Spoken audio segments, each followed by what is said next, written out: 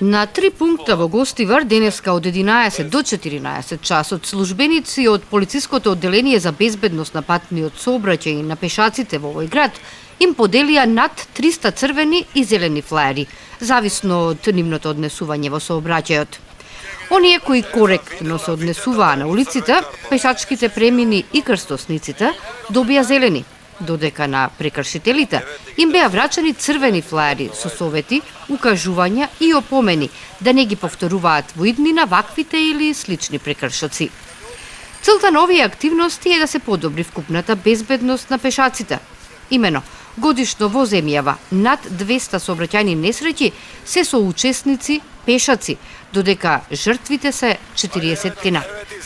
Делењето на флаерите се очекува превентивно да придонесе за подигнување на свеста и сообраќајната култура на пешаците и представува замена за глобата, која за ваквиот вид прекршок изнесува 3000 денари.